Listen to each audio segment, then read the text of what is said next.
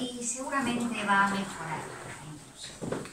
Porque hoy la Organización Internacional Nueva Acrópolis de Filosofía, Cultura y Voluntariado ha tenido el buen tino de invitar al profesor Juan Manuel de Faramiñán Gilbert,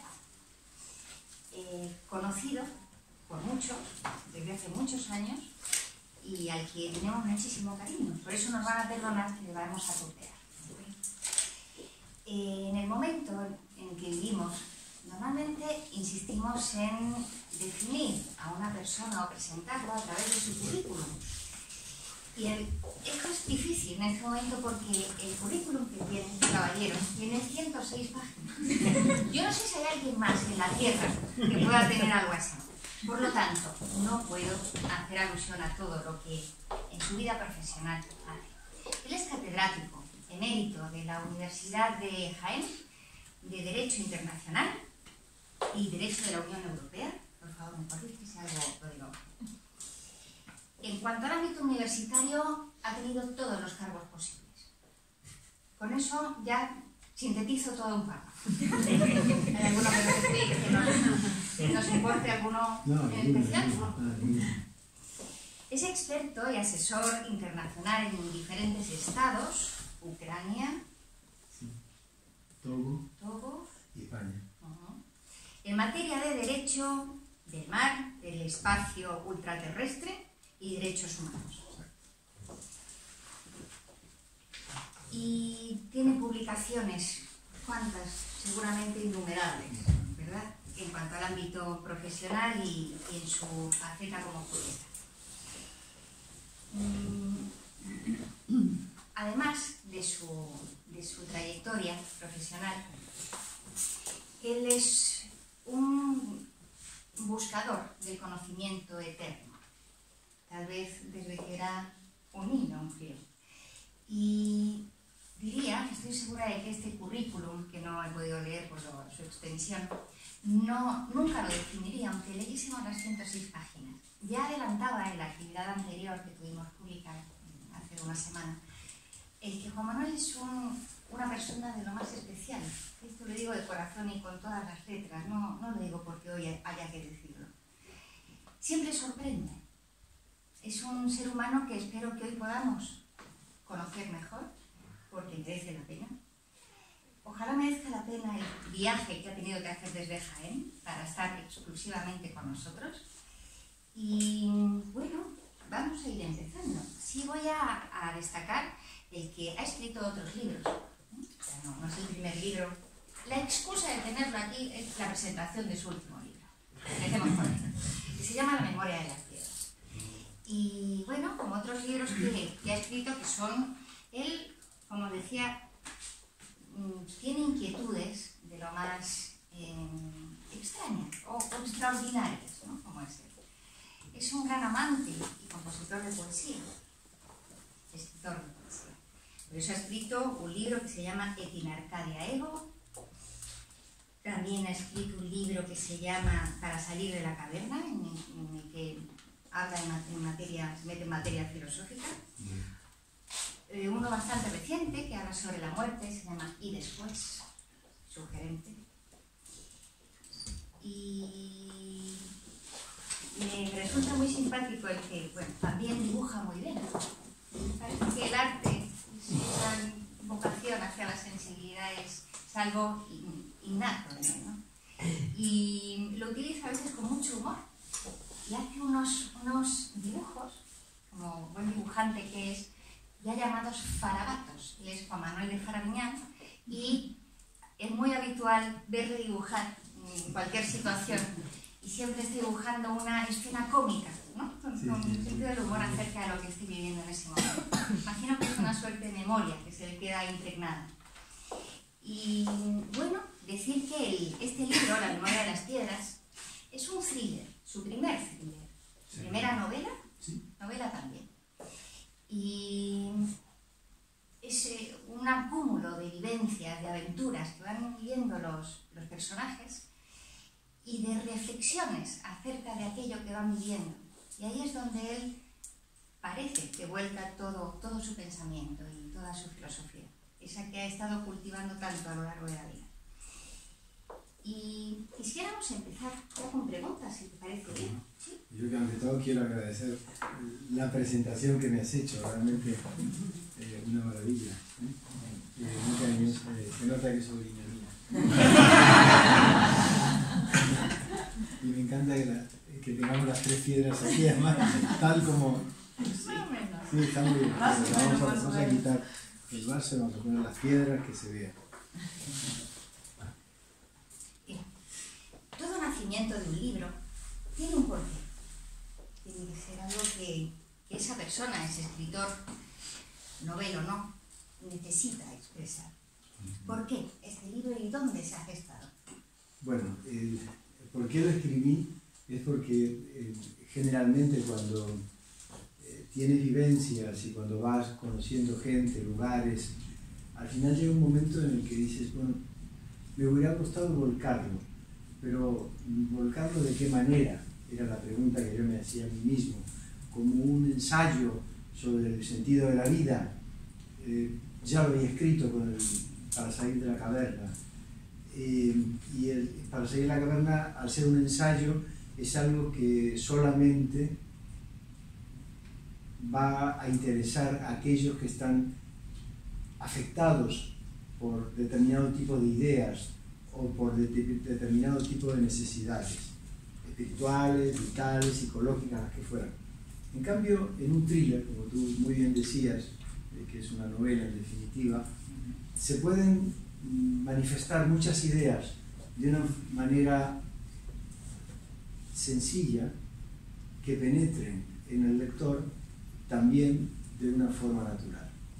Entonces ya no es necesario que el lector vaya a la búsqueda de lo trascendente, sino que en el juego de las cosas y de la vida, en el juego de las palabras, de las imágenes, vaya descubriendo preguntas que el lector y la lectora tiene, pero que no se las ha hecho de una manera efectiva, porque si no hubiera leído otro tipo de libro, como un ensayo, pero que sí, en un thriller, de golpe, le plantean. Entonces estás leyendo, y es lo que muchas veces nos ha pasado, que cierras el libro, dejas de leer y te pones a pensar.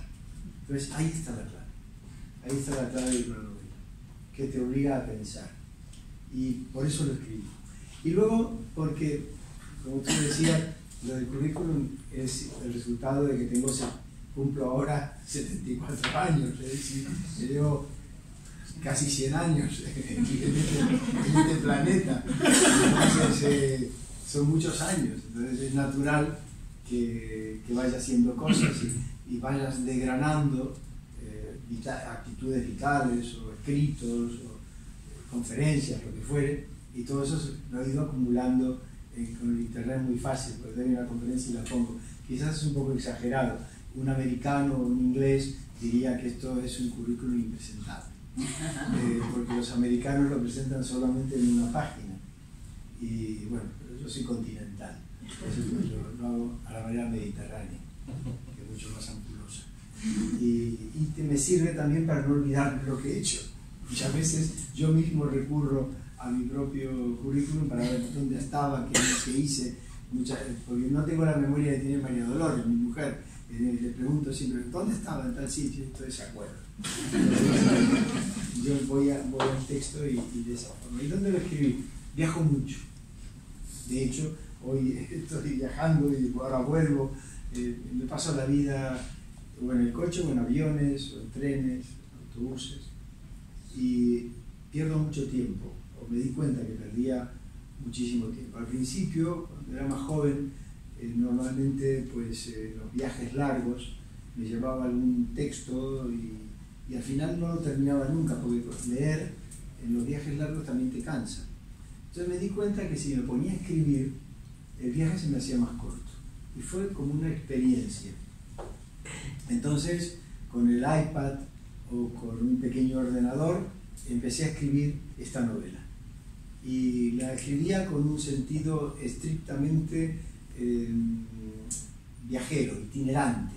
Es decir, que siguiendo tu pregunta, cuando salía de viaje, miraba lo que había escrito en el viaje anterior para para saber dónde iba, porque te olvidas, y me ponía a escribir.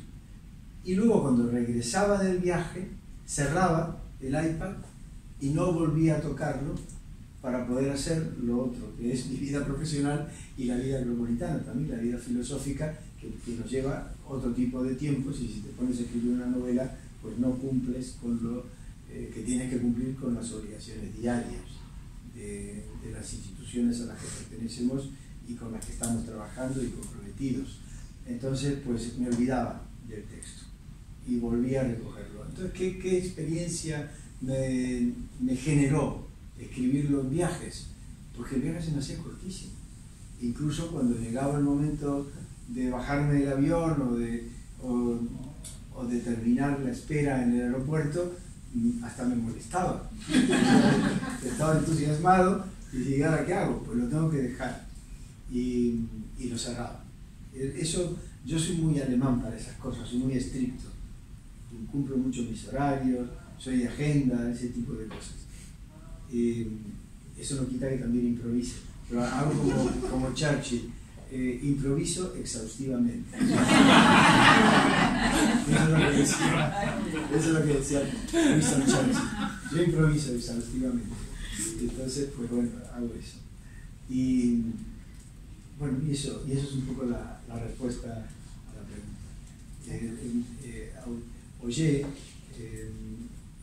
que es un sociólogo, adelante, comenta que los aeropuertos son los no lugares, son lugares donde uno se pierde, son todos iguales.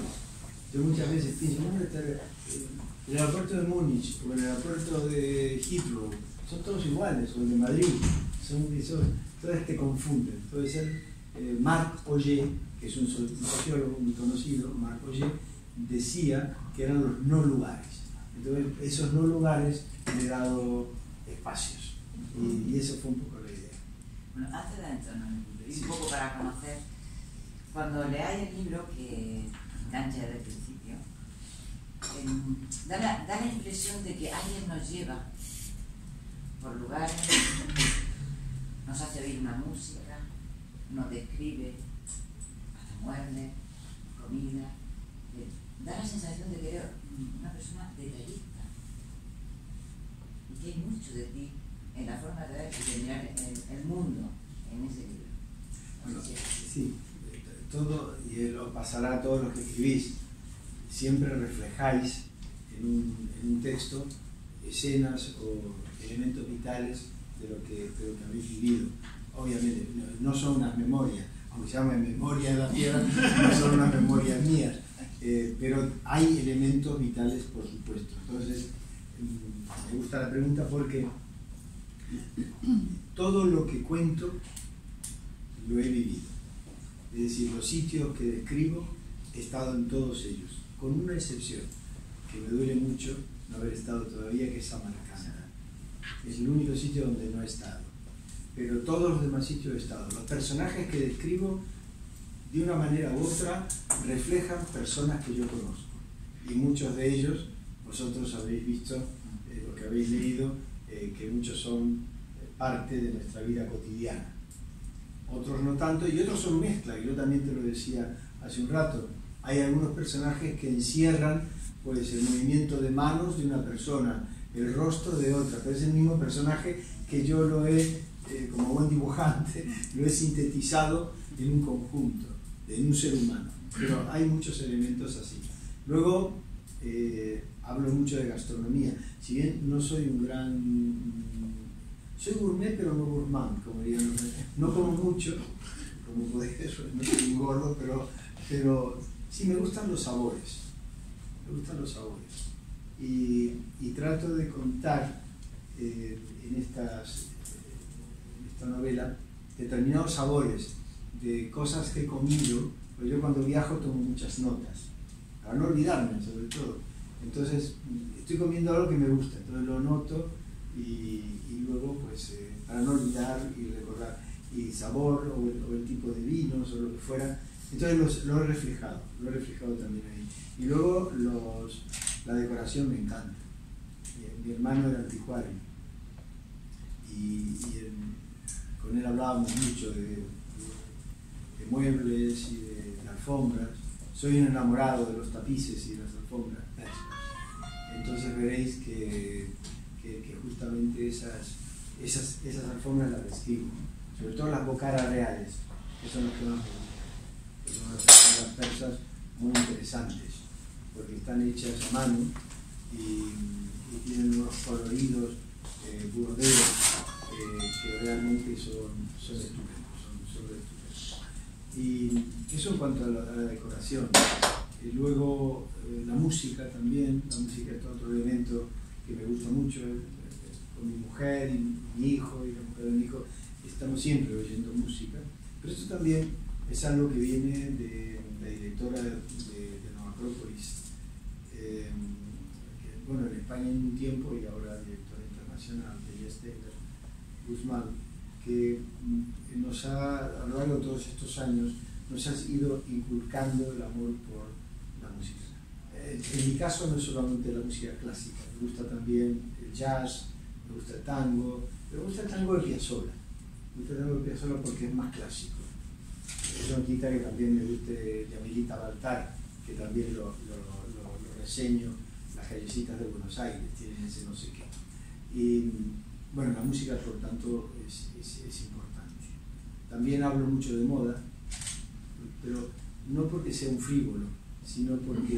no, pero me gusta, yo te lo comentaba, porque con la ropa cubrimos el cuerpo. Y diréis, qué tontería, parece una obviedad, pero con el cuerpo cubrimos el alma. Y con el alma, esto ya es más profundo, cubrimos el espíritu. Luego entonces, si cubrimos mal el cuerpo con ropa ajada, sucia, estamos de alguna manera despreciando el cuerpo. Y si no cuidamos el cuerpo, estamos despreciando el alma. Y si no cuidamos el alma, estamos despreciando el espíritu. El espíritu es lo más importante, pero en ese degradé, en esa forma de llegar a las cosas, yo creo que es importante en un mundo material en el que estamos, en un mundo de formas, también jugar con las formas, controlar las formas, que jugar, controlar las formas. Yo creo que eso es importante, y por eso la estética tiene mucho de ética. Ética y estética van ensambladas, y eso es interesante. No sé si te contesto. Te voy a preguntar por el título. Es un título muy sugerente. Las piedras siempre tienen un misterio, una misteriosa energía.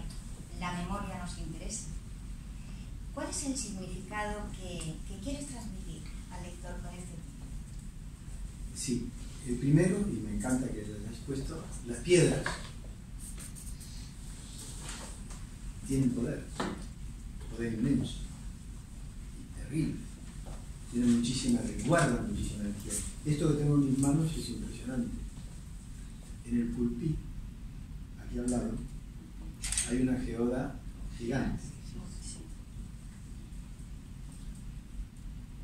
Esto es interesante, porque las piedras, además de energía, guardan memoria. ¿Y por qué lo digo?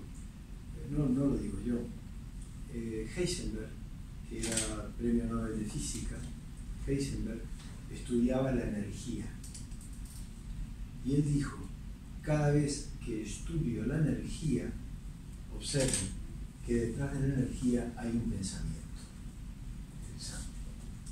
Luego entonces, si las piedras tienen energía, aquí hay un pensamiento.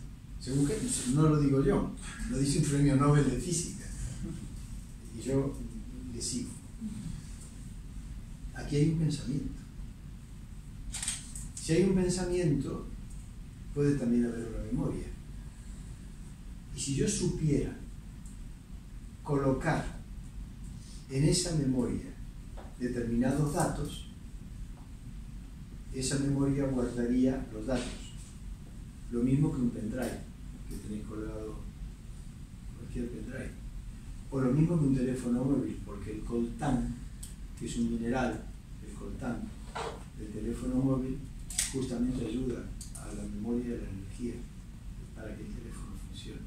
Entonces significa que, y por eso me basé en esto, en la idea de que en alguna antigua civilización, muy antigua, pudiese haber habido gente que sabía colocar en las piedras información, lo llamado Big Data de ahora. Información. ¿Y qué pasaría?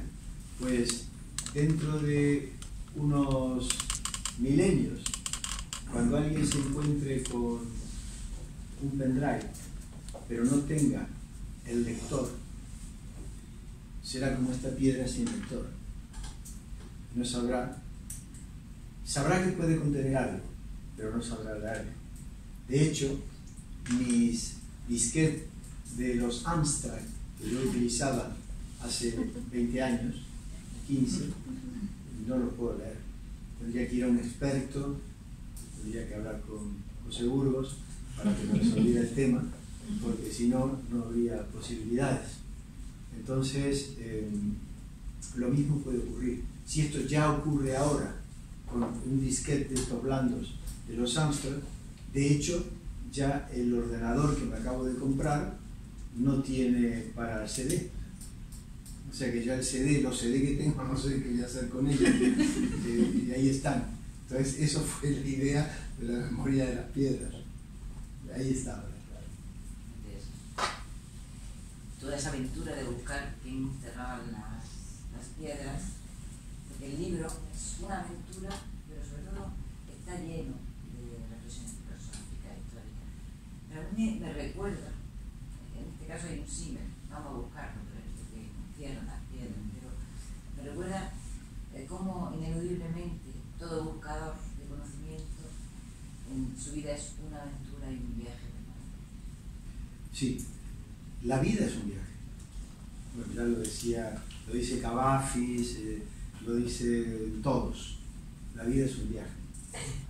Yo cito aquí a una amiga nuestra, que es amiga además de Nueva Acrópolis, que ha dado es una poetisa, pero es socióloga, que ha dado varias conferencias en mujeres, ¿cómo lo llamáis? Mujeres geniales, que se llama María Antonia García de León. Y tiene una frase que a mí me gusta mucho: la vida es un safari peligroso. Y la cito yo allí: la vida es un safari peligroso. Entonces, la vida es una aventura fantástica. Y lo bueno es que sea peligrosa, porque si un safari no es peligroso, es aburridísimo. Lo bueno en el safari es que te pueda comer el león, porque si no te come un león, pues para eso no tienes intento, por lo menos claro, que te rujas, como de la Gota de Mary, que sabéis que es una leona, porque está en cinta.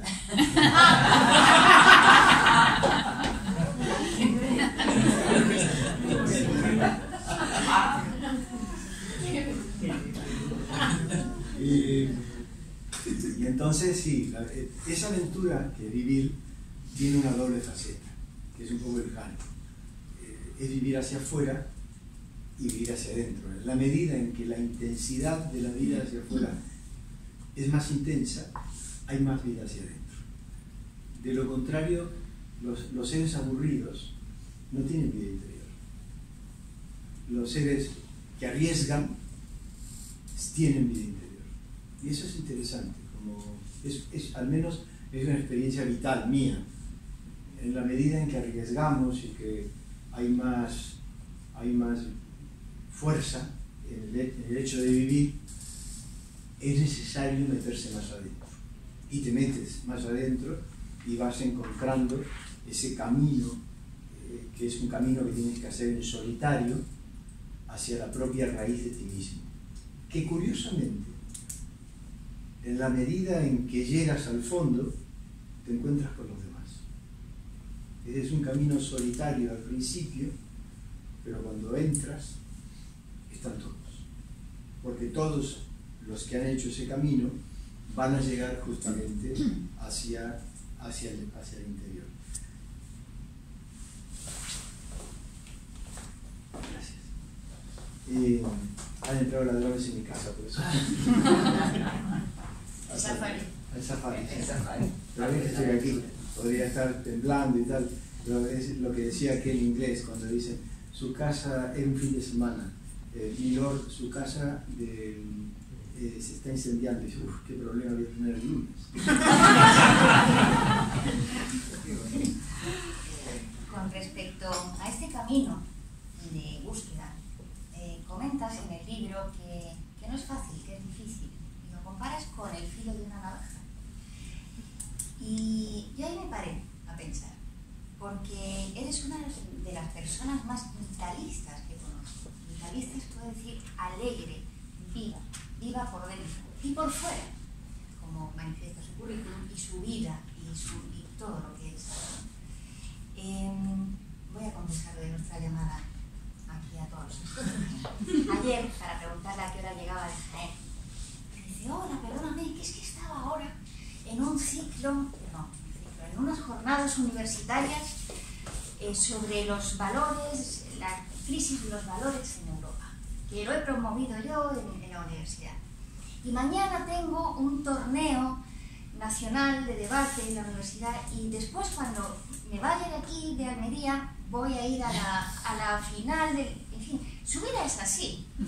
Y yo le dije, ¿cómo lo haces? ¿Cuál es tu secreto? Y aparte de decirme lo que habitualmente dice las pastillas del doctor Alsina, que es un médico excelente. Claro. Pero es verdad, que es verdad. Tiene que haber algo más. Ya se las he mostrado hoy, le he mostrado las pastillas que tomo. No basta, yo no sé que no basta eso. Yo le dije, tiene que haber algo más. Y me dijo, ser feliz. Y la pregunta es la siguiente, ¿cómo compaginar esos crujidos del alma conforme uno va creciendo y avanzando en ese camino de la búsqueda de la sabiduría y el ser feliz, tan feliz? La dificultad es la clave de la felicidad, curiosamente. Es decir, lo decía antes de otra manera, si no hay dificultades, el ser humano declina, y al declinar se aburre, y al aburrirse le entran nostalgias, y con las nostalgias tristeza, y al final pues no es feliz. Cuando hay dinámica, confrontación, cuando hay armonía por oposición, hay felicidad. Y además yo creo, porque es verdad que la salud es importante, entonces las pastillas del doctor Alsina son todas pastillas naturales, no es nada raro, son todas pastillas que las hace el doctor Alsina a través de vegetales y de elementos naturales y que sirven sin duda porque llevo años tomándolas y luego probablemente también la naturaleza. Pero no tengo pelo ni ojos verdes, pero sí tengo mucha energía. Y entonces espero que detrás haya un pensamiento.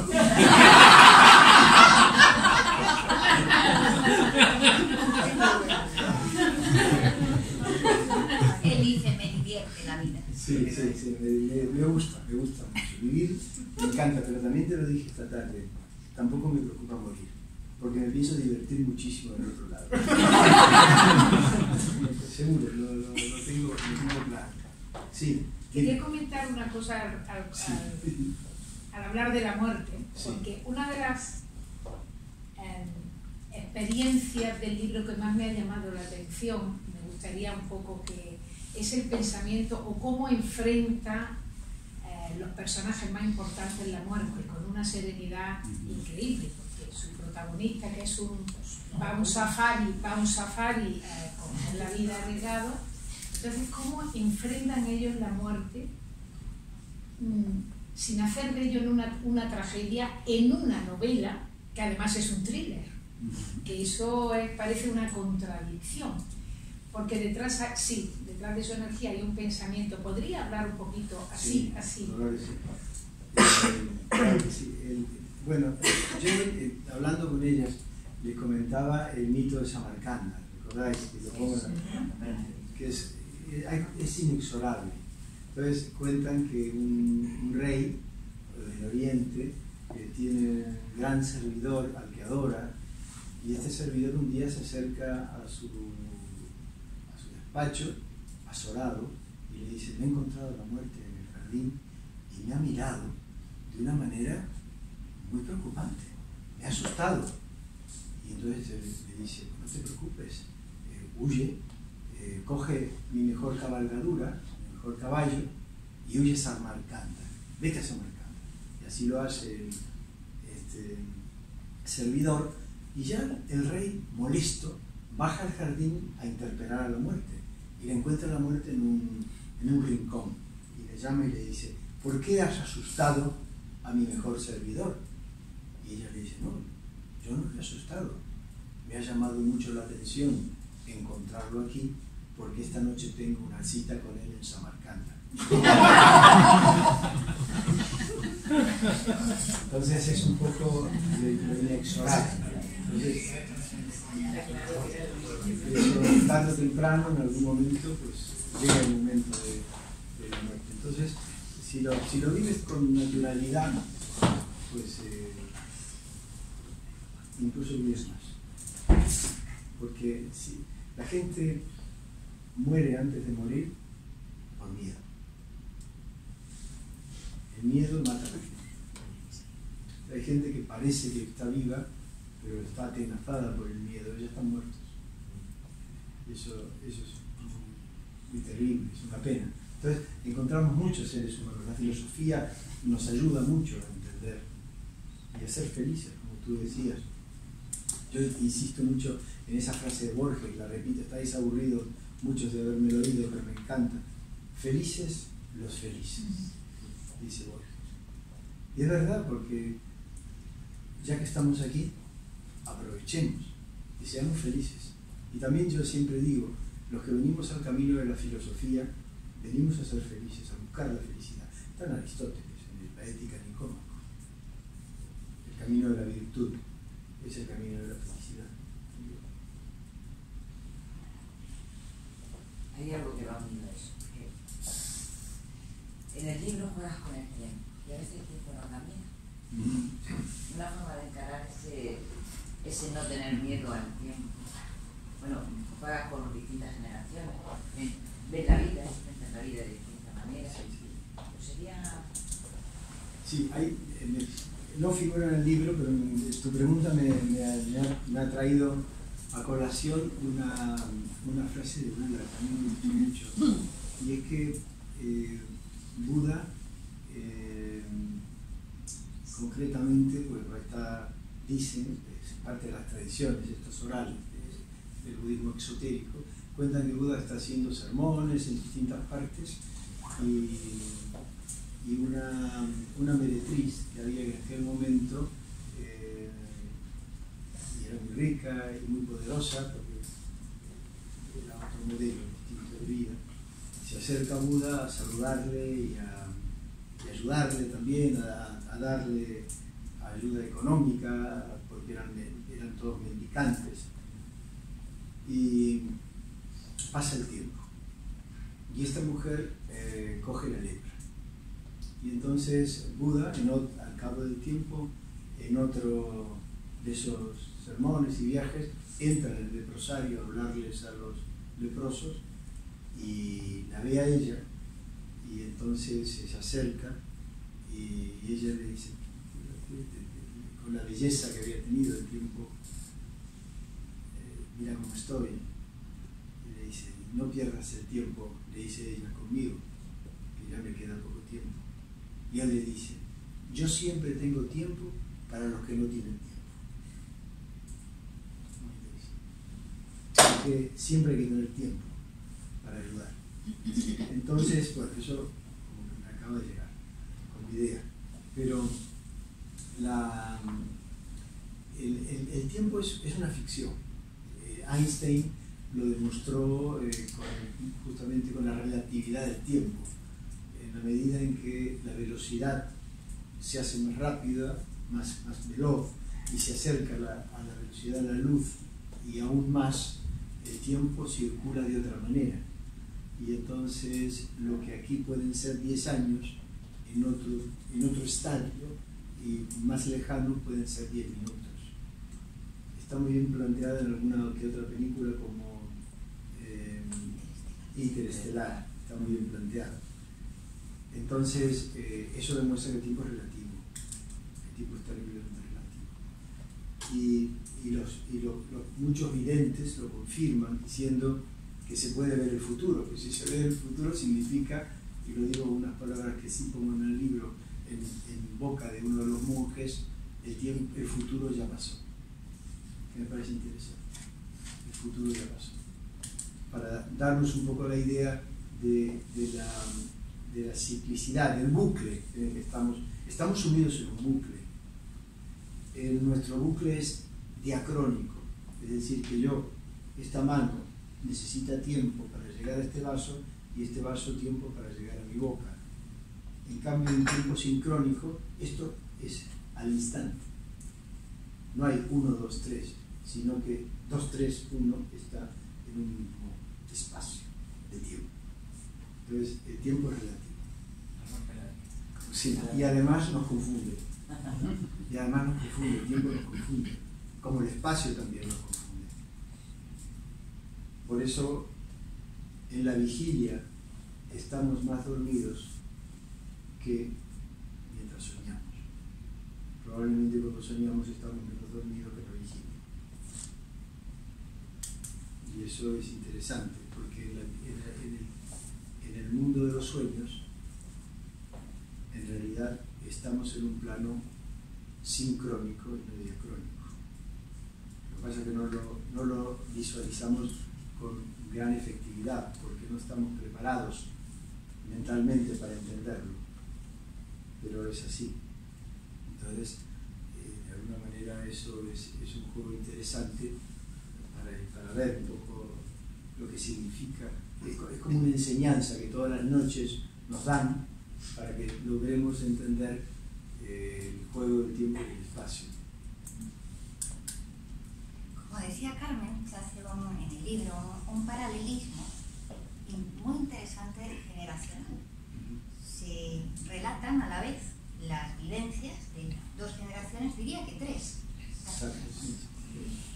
Y ese contraste nos refleja la actitud, el pensamiento, la manera de ideología, idiosincrasia de ese momento. Quisiera saber qué piensas del momento actual, porque dices una frase muy bella que dice: hay momentos en la historia donde hablar hace que peligre el cuerpo y otros donde callar hace que peligre el alma.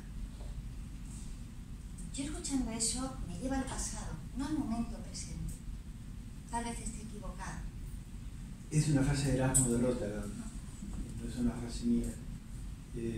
Erasmo vive un tiempo difícil y la historia de ser cíclica pues genera momentos difíciles cada tanto. Entonces ahora sí estamos en un proceso, en un momento de gran crisis.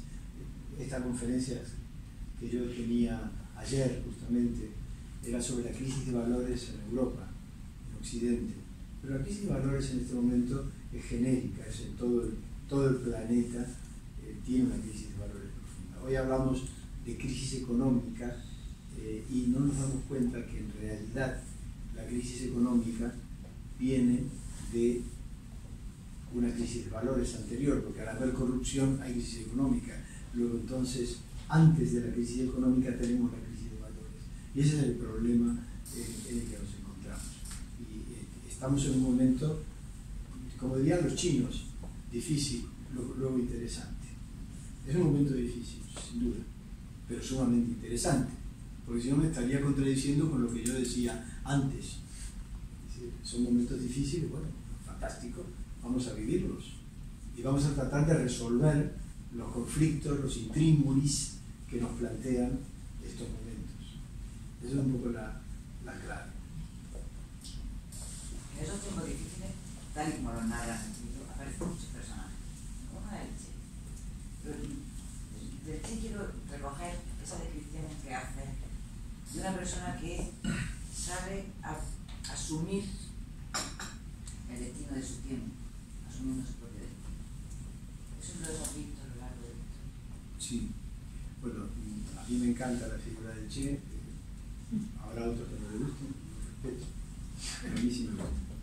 Y yo tenía en la mesa de noche cuando era pequeño la foto de él, por eso digo Con tu sonrisa, que le sacaron la foto una vez que lo ametrallaron, con los labios un poco abiertos, y yo me guardé esa foto, la tenía puesta en esa noche porque me pareció un idealista. Un idealista es verdad que más materialista que otro idealista con el que termino de ver, que es el Dalai Lama, es menos materialista, los dos son idealistas, pero en definitiva son gente que han arriesgado su vida. Uno ya, al Che le costó, al Dalai Lama se salvó porque Nerú le permitió refugiarse en Dharamsala, pero también se lo perseguía. Entonces es interesante porque hay seres humanos en la historia que saben afrontar de manera vital y de frente la historia que tienen, sin miedos, arriesgando todo lo que tienen que arriesgar. Y yo no lo conocía al Che en persona, pero sí conocía a la familia del Che en Buenos Aires y conozco el ambiente. Y al Dalai Lama sí lo conocí hace 1 año y medio, 2 años en Dharamsala. Viajé con él y entonces, bueno, y lo reflejo allí, un avión pequeño, por lo tanto se podía estar. Entonces son personajes que marcan la historia. Son como luminarias que marcan líneas y dejan pues una estela. Napoleón decía, otro personaje, que los seres humanos debíamos ser como un cometa, dejar una estela por donde fuéramos pasando, porque eso marca de alguna forma un camino, un cuaderno de bitácora para los que vienen detrás, para que los que vienen detrás no se pierdan, sepan por dónde hay que ir, por dónde hay que arriesgar, por dónde hay que entender que la vida pues vale la pena, siempre que se afronte con dignidad y con responsabilidad.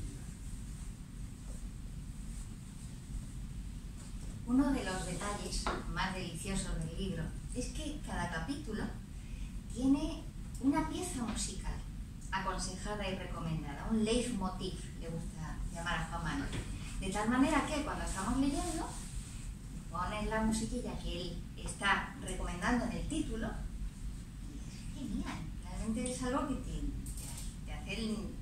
te ambienta de una manera muy mágica, muy bonita. A mí me ocurría lo siguiente, y es que están tan bien escogidas, las piezas son tan bellas, tan bonitas, que quería escucharla entera. Por ejemplo, si era un adagio de una sinfonía, pues yo quería escuchar la sinfonía. Y los capítulos son cortitos.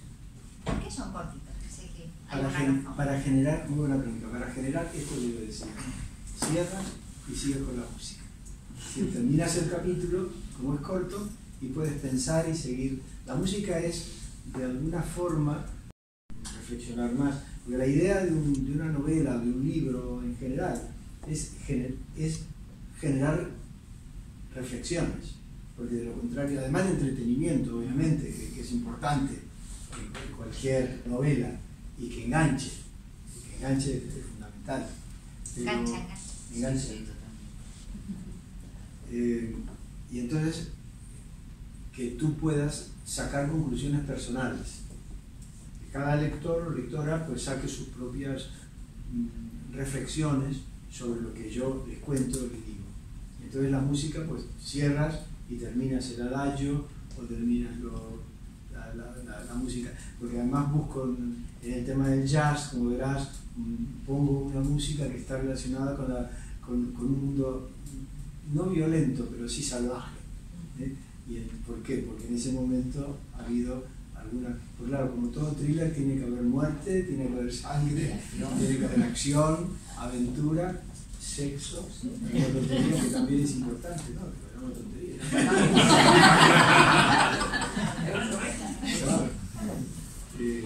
como son. Y entonces pues todo ese tipo de cosas pues ahí están. Me reí muchísimo, disculpa Carmen, con una en la que están en la India y recomiendas el sitar. Sí. Y es largo, justo.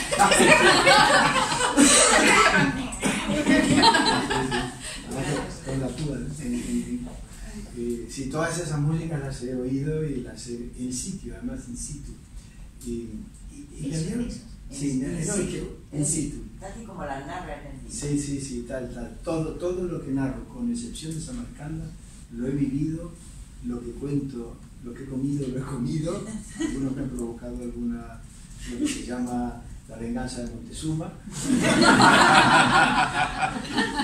pero todo lo he, porque hay varias, pero la Tyrone Power es la mejor, sin duda, el blanco y negro. Y entonces esa película que es El filo de la navaja, justamente cuando Tyrone Power, la novela es muy interesante porque es un poco la contradicción de Oriente y Occidente. Entonces la corrupción, el drama, entonces Tyrone Power se va a Oriente a buscarse a sí mismo y le dice el propio, no sé si está aquí, si lo encontramos, yo, bueno, no me acuerdo dónde está, pero entonces él le va a decir de alguna manera, la búsqueda de uno mismo es como caminar sobre el filo de una navaja, porque es difícil también encontrarse a uno mismo, no es fácil. Por eso me gustaba mucho y Somerset Maugham es fantástico y os recomiendo que veáis la película. Está en internet, en blanco y negro, la de Tyrone Power, la que yo recomiendo y es fantástica. Y si luego encontramos el trozo, pues os lo leo porque eso es muy sencillo. Bueno, dice lo mismo que acabo de decir. Hay pasajes donde notas de música, el libro está cargado de detalles filosóficos, pero a mí referencia a la filosofía que dice que la filosofía ayuda a elevar la conciencia y nos permite tener una mayor claridad de pensamiento. No, sin duda, sin duda. La filosofía es una posibilidad que nos han dado los seres humanos para establecer vínculos con nosotros mismos, es decir, con el mundo interior. Es el camino de la sabiduría. Dicho de otra manera, es el camino del amor al conocimiento, es la vía del amor. Entonces la filosofía es la que nos permite estados elevados de conciencia. La filosofía nos hace trascender sobre lo cotidiano, nos hace trascender sobre lo que es simple, para llegar a lo simplísimo. Mira lo que acabo de decir. Lo simple no es simple, es lo simplísimo que es el espíritu, que es mucho más sencillo. La complejidad es la materia. Lo simple es el camino, que es la filosofía, que nos aleja de la complejidad de la materia y nos lleva a lo simplísimo, que es la esencia espiritual de todos los seres humanos. Es el gran camino. La filosofía es uno de los, digamos, es uno de los regalos que tenemos los seres humanos para poder ser felices. Creo que igual has contestado a la pregunta que quería hacerte ahora, porque comentas en el libro que la cerrazón de la ciencia actual lo que hace es protegernos, proteger las enseñanzas de siempre, para que permanezcan esas enseñanzas en el mundo de los mitos y no puedan ser usadas de manera incorrecta por aquellos que aún no han crecido interiormente. Por eso la importancia de que esas piedras mantengan la memoria y esperando un tiempo mejor, un momento en el que el ser humano esté preparado para recibir y ser, ¿no? Y bueno, ese momento llegará, no me cabe duda. ¿Cómo podríamos conquistarlo? A través de la filosofía. A través de la filosofía. De hecho, ya llegó. El momento ya llegó para muchos. Para muchas. y no llegó para otros.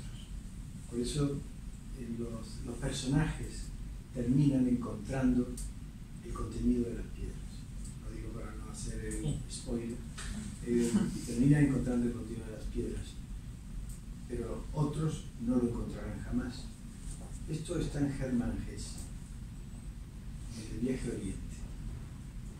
Hermann Hesse, cuando escribe el Viaje a Oriente, describe, también cito algo de Hermann Hesse por ahí, sí, porque me impresionó mucho.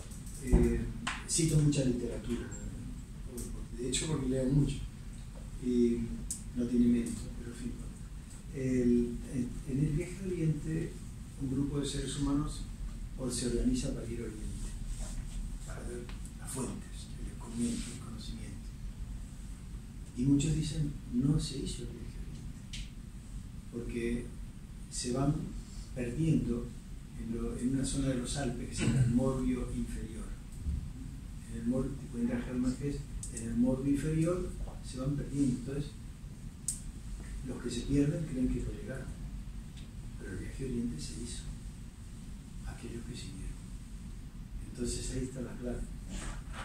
La clave es permanecer. Esto para los filósofos es importante. Permanecer. Seguir adelante. No bajar nunca la guardia, porque el Viaje a Oriente se hace. Y las piedras tendrán su contenido. Y aquellos que se pierden en el Morbio inferior, nosotros lo decimos a veces, que los arrastra la vida. Si la vida los arrastra, en el tsunami de la vida, pues van a creer que nunca se llegó.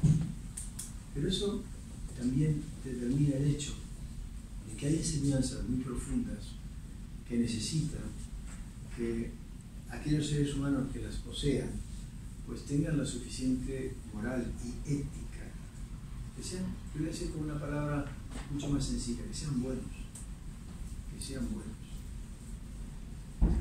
para poder recibir esas enseñanzas que son muy importantes. Entonces, al final lo pongo y hago un juego, obviamente. Es un juego literario, de todos modos, pero me parece interesante que como juego literario se pueda reflejar y se pueda decir justamente que el Viaje a Oriente se puede hacer y que hay muchos que ya lo han hecho. Unido a esto, de alguna manera, aquellos que han hecho el Viaje a Oriente, queda un poco reflejado en lo que son las casas de la memoria, de alguna forma, para que no se pierda ese recuerdo o la tradición, las raíces de donde nace el ser humano, y para poder orientarnos hacia dónde vamos. A mí me ha gustado ha sido muy bonito, porque refleja nuestra misión, como ese recoger todas esas enseñanzas, todas esas raíces, además de ayudarnos a vivir, nos ayuda a que podamos salir de un tiempo en el que estamos viendo que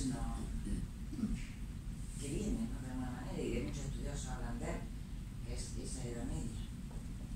Sí, sin duda, los momentos actuales en los que nos estamos encontrando, lo dice Alan Mink, Humberto Eco, Jorge Libraga y tantos otros que hablan del advenimiento de una nueva Edad Media, en la medida en que estamos en un proceso histórico que, al ser cíclico, como decía Arnold Toynbee, la historia es cíclica, pues hay momentos en la historia donde hay un declive, y en ese declive pues hay lo que llamaríamos una pérdida de valores, que es lo que hemos hablado antes. En esa pérdida de valores hay un oscurantismo, hay una exacerbación de los dogmatismos, y al exacerbarse los dogmatismos se provocan enfrentamientos, porque cada dogmático piensa que lo que enseña es lo mejor y por tanto aborrece al otro, y el otro se pierde la alteridad, la capacidad de entender al otro, y entramos en conflicto. Y esos son momentos históricos difíciles, pero tú has comentado algo al principio de la pregunta, antes del medievo, el tema de las casas de la memoria, que yo lo reflejo en el libro. En realidad hay una vieja teoría oriental, yo no he estado en ninguna de ellas, pero lo he leído, que pueden existir ciertos museos en donde sabios han guardado elementos de la historia de la humanidad, bibliotecas, en fin, libros, lo que fuera, conocimiento, aparatos, de todo, un poco una especie de museo de la historia de la humanidad. Como no he estado, no puedo decir si existen o no, pero me he inspirado en esa teoría, en esa idea, para pensar que todos aquellos grupos de escuelas de filosofía que de alguna manera tratan de recuperar los viejos, ancestrales conocimientos que la humanidad ha ido acrecentando a lo largo de todo el larguísimo periodo de existencia de los seres humanos, estas escuelas de filosofía puedan representar de una manera menor, obviamente, estas casas de la memoria. Y en donde, evidentemente, aquí no guardamos los Amstrad y todos los ordenadores o la Olivetti que teníamos, deberíamos, pero no los guardamos, pero sí guardamos conocimiento y guardamos bibliotecas. ¿Sabes? Que soy un enamorado de las bibliotecas, como diría Borges, ese otro universo. Las bibliotecas permitieron en el medievo anterior, gracias a los amanuenses de la orden de Cluny, superar el medievo. Superar el medievo, es decir, que los medievos se pudieron superar, los que conocemos al menos, gracias al conocimiento albergado en bibliotecas. Nosotros, de alguna manera los filósofos también tenemos esa capacidad de recoger en libros, en bibliotecas, todo ese gran conocimiento que ha encerrado la humanidad, los viejos maestros, los Platones, los Pitágoras, los estoicos, en fin, todos aquellos que nos han dado tanto conocimiento. Entonces, esas son las casas de la memoria. ¿Memoria de qué? Memoria de la humanidad. El que pierde la memoria está muerto. Y por tanto, tenemos que recuperar la memoria. La memoria es fundamental. Y ahí te doy entonces las dos claves. El medievo, pues salgamos del medievo, mejor dicho, superemos el medievo, volviendo justamente a recuperar la memoria de todas las grandes enseñanzas que nos han legado los grandes filósofos que ha tenido la humanidad y que nos permite, de algún modo, entender quiénes somos, de dónde venimos, a dónde vamos. Yo tengo una última pregunta, que es la siguiente. Carmen, ¿tienes alguna última pregunta? Hacemos esa última pregunta.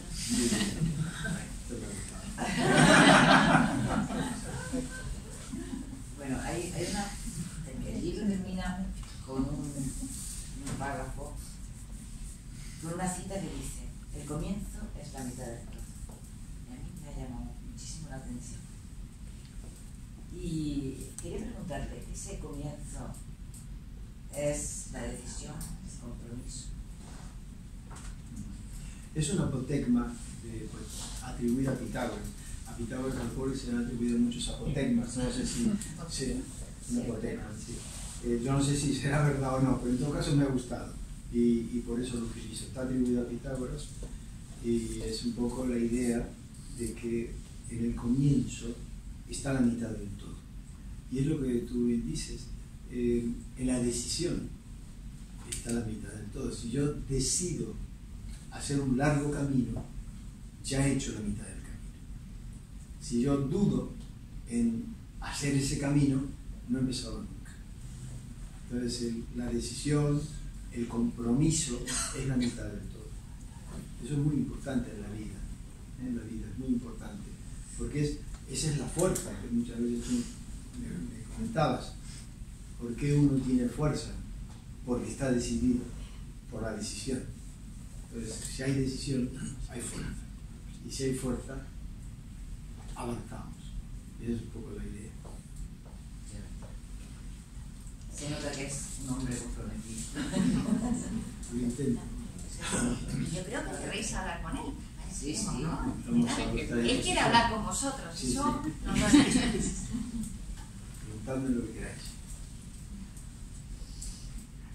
Las preguntas no son las... Sí, quería preguntar una Son cosa las más, respuestas, ¿no? una cosita más, Juan Manuel, que ya te han preguntado muchas cosas.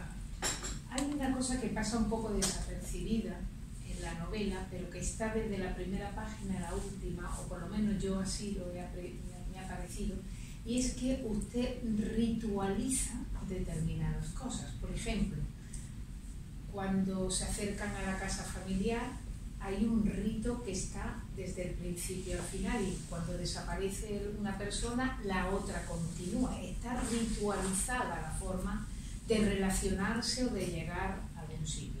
También hay un rito cuando se llega a la Casa de la Memoria de Granada, porque hay un maestro, entonces cómo se acerca, hay un rito siempre.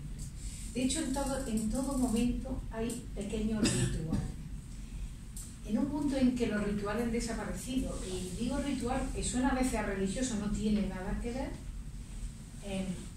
en un thriller, en una novela así, que es una aventura, está completamente ritualizado todo. ¿Nos puede explicar por qué es importante? Porque yo entiendo que es muy importante en esa novela el rito. ¿Por qué? No, en la vida para mí el rito es básico, porque de alguna manera los rituales nos permiten ordenar el hecho vital. Y lo hacemos a diario. Cuando nos levantamos tenemos un ritual, aunque sea muy prosaico, pero nos lavamos los dientes, nos duchamos, en mi caso nos afeitamos, en fin, que hay todo un procedimiento que es lo que ayuda a que la vida tenga un orden. El sol cada mañana ritualiza su entrada en la luz, en el momento del amanecer, y ritualiza su salida cuando se hunde en el ocaso. Es decir, todo es un ritual en la vida. Por lo tanto, si nosotros logramos aplicar en nuestra vida también determinado tipo de rituales, hacemos que la vida sea más, se sacralice, sea algo más sagrada, pero no, lo has dicho muy bien, no desde un punto de vista religioso, desde un punto de vista incluso estético, y por supuesto profundo, pero el rito es parte del ritmo de la vida. El rito es el ritmo. Es decir, un músico, para poder interpretar una obra, ritualiza esa obra.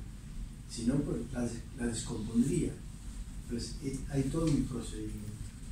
Entonces, yo creo que es parte el rito es parte de la vida. Claro, lógicamente, en un mundo donde se va perdiendo el sentido de la vida, pues los ritos también se pierden, pero siempre se recuperan.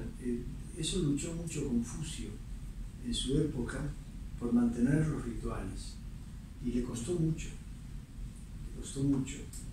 El príncipe de Lu, que es el que lo apadrinaba, le tuvo que enseñar que también gobernar es un ritual, exige un ritual. Pero yo creo mucho en ese rito. Los ritos además nos permiten relacionarnos mejor con los otros seres humanos, porque nos dan claves para hacerlo de una manera más, no sé si ordenada es la palabra, pero sí de una manera más lógica. Los rituales, el problema de los ritos es cuando pierden su sentido. Es el famoso tema del brahman y el gato, en donde pues aquel brahman que tenía un gato, y cada vez que quería hacer el ritual de la ceremonia que tenía que hacer con sus discípulos, organizaba sobre la mesa los elementos de lo que sería el acto, sí, el ritual que tuvieran, y el gato subía y le desarmaba todo lo que había puesto. Entonces, lo que hacía el brahman es que ataba al gato.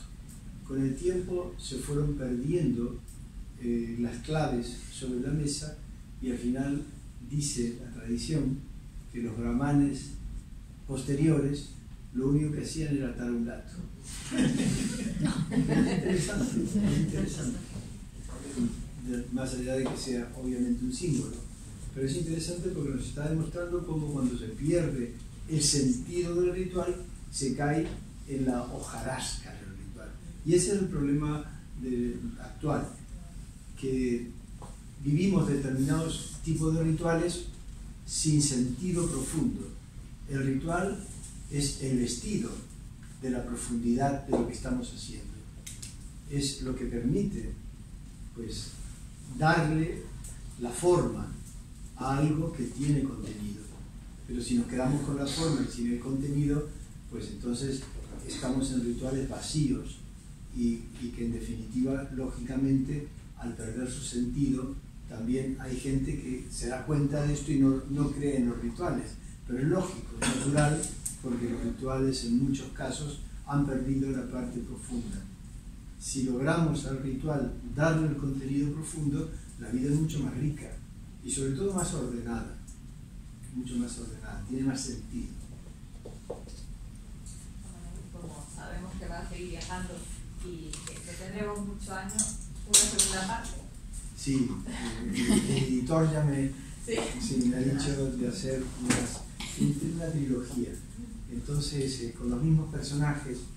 Sí, lo dejo abierto. Sí, lo dejo abierto, exactamente. He pensado, eso es un adelanto, trabajar sobre África.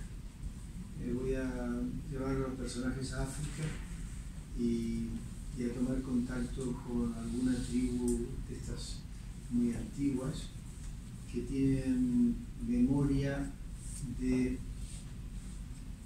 conocimientos astronómicos que no tiene sentido que los puedan tener. Y hay muchas tribus africanas que conocen, por ejemplo, la existencia del sirio, el sirio binario, el sirio A y el sirio B. ¿Cómo pueden saber estas tribus que existen dos soles? En la zona de Sirio que está el sol A y el sol B. Si no lo han visto, si no tienen telescopios. Entonces, ¿qué pasó? Entonces, quiero elaborar ahí algo que esté relacionado un poco con la ciencia ficción. Voy a mezclar un poco. Esa es la idea que tengo. Ya veré qué pasa. Por dónde sale. ¿Más bandas sonoras? No, sí, pero hay otro problema. Cuando me ha pasado algo que todos los escritores de novelas cuentan, y es que yo cuando me sentaba a escribir en el avión o en el aeropuerto, decía, bueno, a ver, primero me leía, como te contaba, lo que había escrito, y luego decía, bueno, hoy voy a tirar por este lado. Entonces empezaba a escribir y el personaje decidía, a pesar mío, y entonces yo escribía cosas que no había pensado. Te parece como si los personajes tomaran vida propia y te vayan orientando. Por lo menos esto me ha pasado. Y he leído y he oído que a otros escritores también. Por lo tanto, sí es verdad. Tienen vida propia los personajes. Curioso. Me hace falta muchos safaris peligrosos. Muchos safaris peligrosos. Habrá que ir. Además nunca me conozco porque voy a ir a África. Soy de África, conozco algo, no mucho, pero he estado en Liberia y en Togo. Y bueno, pues ya veremos cómo elaboro el tema. Vamos que nos vamos. Además, tenemos que ver Si nada, Yo preguntas. creo que motivo, sí. Yo sí quiero hacer una pregunta. A ver si me sale la... Porque siempre me ha parecido muy sugerente eso de la memoria de las piedras. Pero dado tu experiencia como jurista y dado que viajas mucho por el mundo, ¿qué te parece la memoria que hay hoy por hoy? Porque muchas veces da la sensación de que tenemos muchos datos, pero muy poca memoria. Y es curioso, ¿no? Porque en un siglo XXI donde hay tanto, y es cuando uno de los momentos donde tal vez más se ignore de la propia memoria del pasado. No sé si eso lo has percibido solamente aquí en España, si es algo que general en el mundo, y cuál es tu propuesta al respecto, porque me parece muy sugerente eso que has dicho de Heisenberg. Si hay energía, hay un pensamiento, hay casi memoria detrás de todo eso. Sí, no, hoy vivimos en una sociedad de la información, pero, claro, de la desinformación, como tú bien dices, pero no de la formación. No de la formación. Es decir, que de alguna manera no tenemos muchos datos, pero no están elaborados. Entonces, con los datos tenemos que aprender a elaborarlos. A mí no me sirve de nada tener una enorme cantidad de datos que no pueda elaborar o ritualizarlos, como tú me decías, ritualizar, porque ordenar los datos también es una forma de rito. Entonces, hoy tenemos mucha información, pero muy desordenada. Y entonces esto te desinforma, te confunde. Y además, para colmo, ahora se han agregado las fake news, las falsas noticias, entonces ya te vuelves loco. Hoy le atribuyen al pobre García Márquez o al Papa Francisco un montón de frases que nunca dijo. Tanto es así que García Márquez no puede salir de la tumba, pero el Papa Francisco ha tenido que sacar una nota de los Observatorio Romano, creo, diciendo cuáles son realmente sus frases y cuáles no son sus frases. Ya hoy te atribuyen cualquier cosa, sobre todo en el ámbito de Internet, que realmente está descontrolado en este momento y es un ámbito muy diabólico. Tanto es así que el propio fundador de Wikipedia, que se retiró, ha dicho que Wikipedia es una farsa. El propio fundador, que Wikipedia es una farsa y que los actuales dirigentes de Wikipedia son los dogmáticos y que están engañando o manipulando la información. O sea que eso, para que veáis en el mundo, claro, en el que nos encontramos en este momento, es muy duro. Entonces, claro, eso no hay control. Desde el punto de vista jurídico, tú como jurista también lo sabes, Wikipedia es un ámbito y Internet es un ámbito ajeno al control legal. Entonces habrá que hacer algo en algún momento, pero hoy en día, hoy por hoy, es muy complicado y es un ámbito muy lamentable. Es lamentable. No sé si te respondo. ¿Qué recomiendas para guardar memoria, o por lo menos para poder eso, un poco desentrañar ese mensaje oculto que a veces está también en capítulos de la historia que desconocemos? Leer mucho, estudiar mucho y reflexionar mucho. Yo diría eso. Y luego, una vez que hemos leído, estudiado y reflexionado, escribamos. Dejemos obra escrita y ordenada. Dejemos las ideas ordenadas para las generaciones venideras, sobre todo porque estamos destruyendo el planeta y vamos a destruir otros planetas también, porque ya está pensado la explotación de los asteroides por parte de compañías privadas. Es lamentable. Además de explotar los recursos del planeta Tierra, ahora queremos explotar otros recursos del espacio extraterrestre. Entonces ya la ambición desordenada y ávida por parte de las empresas, determinadas empresas, es un materialismo atroz. Ya no se respeta en absoluto la propia naturaleza de las cosas. Yo que recomiendo muchísima militancia, hablar, como decías tú. Hay momentos en los que callar hace peligrar al alma, uno se siente mal. Hablemos, y luego hablemos claro, y no nos callemos. Y luego los juristas tenemos que luchar por estructurar modelos jurídicos de carácter internacional, que abarquen un control mayor de todas estas cuestiones que se nos escapan. Porque al final las grandes empresas van a terminar desplazando a los estados. De hecho, ya se sabe que los Estados Unidos, el presidente de los Estados Unidos es un administrador de las grandes empresas farmacéuticas, de las grandes empresas del petróleo, en definitiva de los grandes lobbies.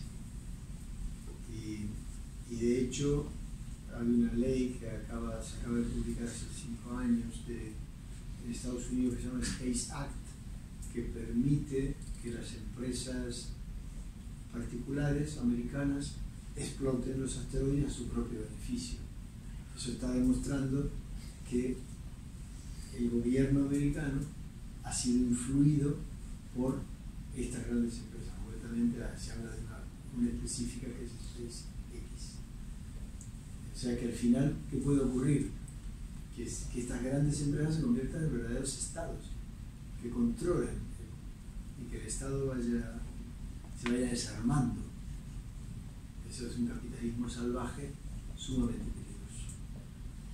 Y ahí la única salida que yo veo, por lo menos como jurista que soy, como filósofo también, es fomentar modelos de organizaciones internacionales que puedan enfrentarse a este avance casi incontenible de las grandes empresas multinacionales. Ese es un poco el reto que tenemos en este momento, si no nos vamos a ver, ya el planeta lo tenemos medio cargado y ahora queremos cargarnos las órbitas del planeta y luego los asteroides cercanos al planeta, la Luna. En eso estamos. Yo tengo una pregunta. Juan Manuel, usted habla de el sentido del bien, de ser bueno, de hacer el bien, y eso parece como que puede ser contradictorio con todo lo que dice de el peligro, la dificultad, la confrontación. Yo quería que hablase un poco de ese sentido del bien, porque parece que vivimos en un mundo donde hacer el bien es esconderse, no enfrentar nada y dejar pasar todo. ¿Qué entiende usted por ser bueno, por hacer el bien, cuando habla de la confrontación, de la aventura? ¿Cómo casan esos dos conceptos? Yo creo que hay que ser buenos y fuertes. Porque el problema es que los buenos para el siglo XX y XXI los buenos parece que son débiles y los fuertes parece que son malos. Pues yo propongo lo siguiente, que los buenos seamos fuertes. Y yo me siento bueno, pero también me siento fuerte. ¿Y por qué me siento fuerte? Porque tengo decisión. ¿Y por qué me siento bueno? Bueno, no porque sea, no por buenismo. Me siento bueno porque creo en el ser humano. Y porque quiero, de alguna manera, ayudar a que este mundo sea mejor. Hay una frase del Bhagavad Gita que a mí me gusta mucho, que dice, cada vez que la maldad y la iniquidad se imponen en el mundo, volvemos para proteger a los buenos, confundir a los malos y restaurar firmemente la justicia. Es interesante. Proteger a los buenos y no a los malos es un acto como muy solidario. Confundirlos simplemente en el sentido de que se alejen, que no hagan más mal y luego restaurar la justicia, porque es el elemento fundamental del conocimiento. Entonces, en ese sentido, yo uniría la idea de bondad y de fortaleza para tratar de que en este mundo pues las cosas vayan mejor. Por eso decíamos antes, no nos callemos, hablemos. Y además de hablar, actuemos. Las cosas hay que decirlas. Eso no significa que van a gustar más o menos, nos da lo mismo. Al que no le guste, pues que no nos sigan. Pero la clave está en esa idea de hacer un mundo más humano y un mundo más justo, porque de lo contrario pues estamos en una debacle, tú decías, con el nuevo medievo, donde todo se degrana, la sociedad líquida de la que hablaba Bauman. Zygmunt Bauman habla de la sociedad líquida, donde nada dura, todo tiene fecha de caducidad, todo es blando, todo es líquido, nada permanece. Y este filósofo, que acaba de fallecer hace poco, decía claramente, esta es la sociedad en la que nos encontramos actualmente, pues nosotros proponemos volver a una sociedad más sólida. ¿Y cuál es una sociedad? ¿En qué se basa una sociedad más sólida? Se basa en principios. Los principios son columnas. Un principio es una columna sobre la que se asienta un techo. Entonces, esos principios son los que permiten tener una sociedad más estable. Y esa es la clave de la solidez. ¿Y cómo se establece esa solidez? Pues siendo buenos constructores y siendo fuertes para que esas columnas no se caigan. Entonces eso es un poco la clave. Pues adelante, ¿no? Adelante. Adelante. Sí, por supuesto. Si te parece bien, cerramos aquí, porque si no del hambre van a empezar a mordernos. Y por supuesto, darte las gracias de corazón, desde el alma, porque por haber venido aquí para estar con nosotros, sabiendo lo ocupadísimo que estás, dando cursos, conferencias y ayudando allá donde se te necesite. Ha sido más que un placer, ha sido un honor, pienso. Se ha llevado la categoría. Muchas gracias. El honor ha sido mío, que conste. Que sepas que para nosotros eres un referente. Para aquellos que queremos mejorarnos a nosotros mismos, creo que Juan Manuel es alguien en quien poder fijarse bien.